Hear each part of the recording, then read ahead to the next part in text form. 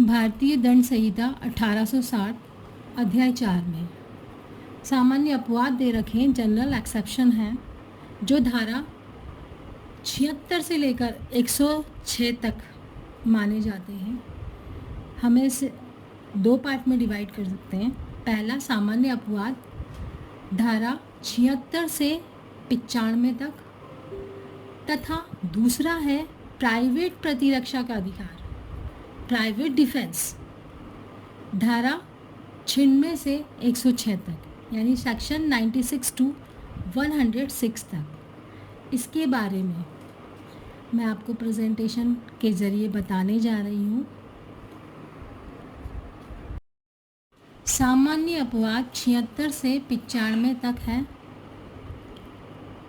उसको अलग अलग डिफाइन किया हुआ है। नंबर 1 है तथ्य की भूल, न कि विधि की भूल। ये धारा 76 एवं धारा 79 में है। इसका खुलासा मैंने नेक्स्ट पीपीटी में किया हुआ है। फिर सेकंड है न्यायाधीश का कार्य एवं निर्णय। ये धारा 77 एवं 78 में है, न्यायाधीश द्वारा खुद स्वयं कार्य करना और उसका निर्णय। फिर है तीसरा पॉइंट बिना किसी मंशा के, यानी विदाउट इंटेंशन। इसमें एक्सीडेंट से संबंधित है, जैसे धारा 80 से 85 तक। उसका भी खुलासा मैंने पीपीटी में किया हुआ है। चौथा पार्ट्स बांटा हुआ है सहमति से, विथ कंसेंट, धारा 87 से 89 तक। फिर पॉइंट 5 है ऐसी सहमति जो चित्त विकृति, यानी पागल व्यक्ति द्वारा, मतता, नशे की हालत में या 12 वर्ष की आयु से कम के शिशु द्वारा दी जाती है, वह सहमति नहीं मानी जाएगी। ये धारा 90 में है।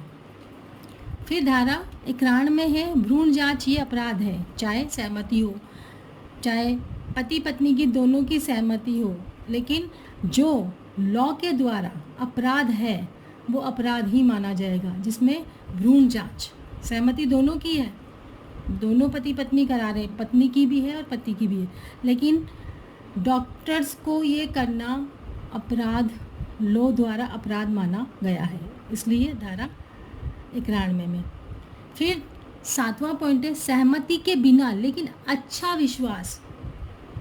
सहमति है नहीं लेकिन उसका पूर्ण विश्वास बहुत अच्छा है, mean without consent but good faith, धारा 92 से 94 तक।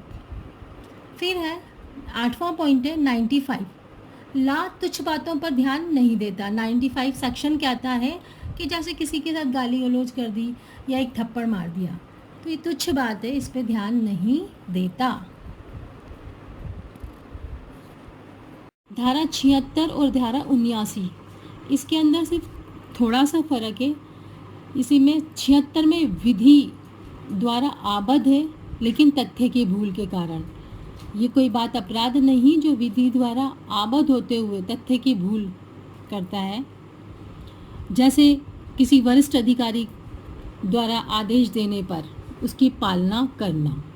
और 79 में सिर्फ ये है कि विधि ने अधिकार दिया है प्राइवेट पर्सन को भी कि वह किसी व्यक्ति को गिरफ्तार कर सकता है या करवा सकता है, जैसे उस व्यक्ति के सामने किसी ने संज्ञेय अपराध किया है या कोई उद्घोषित अपराधी है, तो एक प्राइवेट पर्सन व्यक्ति या उसे संदेह है कि इसने कोई अपराध किया है, तो प्राइवेट पर्सन व्यक्ति भी गिरफ्तार कर सकता है या करवा सकता है, उस व्यक्ति को निरुद्ध कर सकता है।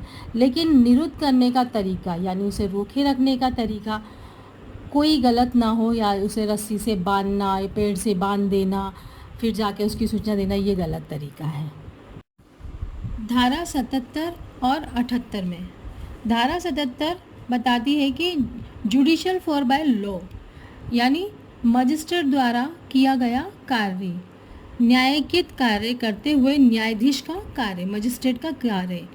मजिस्ट्रेट सेंटेंस पास करते हैं, दंड देते हैं मुलजिम को, तो मजिस्ट्रेट जो दंड देंगे उसे सेंटेंस पास करना कहेंगे।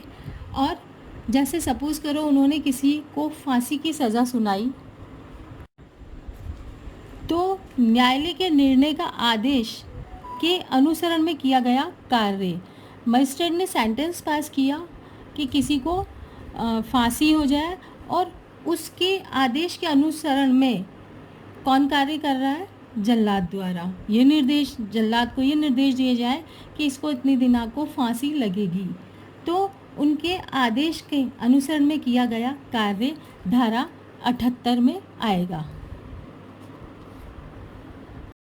धारा 76 सेक्शन 76 आईपीसी विधि द्वारा आबद्ध या तथ्य की भूल के कारण अपने आप को विधि द्वारा आबद्ध होने का विश्वास करने व्यक्ति द्वारा किया गया कार्य। कोई बात अपराध नहीं है जो किसी ऐसे व्यक्ति द्वारा की जाए जो उसे करने के लिए विधि द्वारा आबद्ध हो, या जो तथ्य की भूल के कारण, न कि विधि की भूल के कारण सद्भावपूर्वक विश्वास करता हो कि वह उसे करने के लिए विधि द्वारा आबद्ध है। धारा 76 में विधि द्वारा आबद्ध लेकिन तथ्य की भूल, न कि विधि की। इसका उदाहरण सही तो ऐसा है कि पुलिस अधिकारी द्वारा वारंट की पालना करते वक्त वारंट राम का है, और वो जब उसे गिरफ्तार करने के लिए जाने लगा तो मनोज और विनोद नाम के दो व्यक्ति खड़े थे। उसने मनोज नाम के व्यक्ति से पूछा कि राम कहाँ पर है, आप जानते हैं? तो उसने कहा हाँ मैं जानता हूँ, और उसने एक विनोद नाम के व्यक्ति पर इशारा करके कहा कि ये राम है।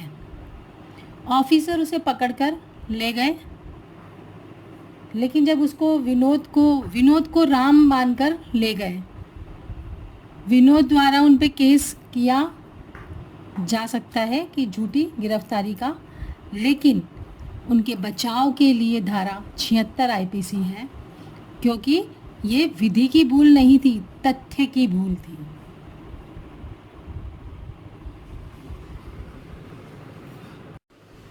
इसी तरह दूसरा उदाहरण है कि वरिष्ठ अधिकारी के आदेशों की पालना करना एक सैनिक का कर्तव्य है। भीड़ में वरिष्ठ अधिकारी ने एक सैनिक को कहा कि आप गोली चलाएं, क्योंकि आदेश वरिष्ठ अधिकारी का होता है, और उन्हीं के आदेश से उसने ये काम किया। उसका इंटेंशन कोई पर्सनली नहीं था, वह विधि द्वारा आबद्ध था, और उसे भीड़ पे उन्होंने गोली चलाई और इससे किसी की मृत्यु हो गई।